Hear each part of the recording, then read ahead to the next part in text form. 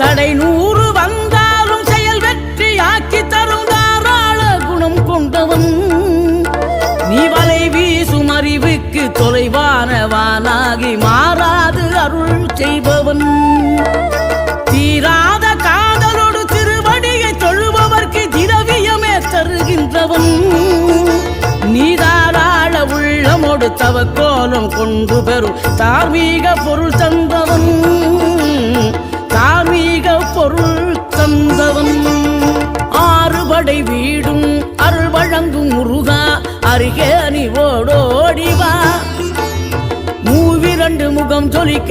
2 கரங்களுடன் ஆதர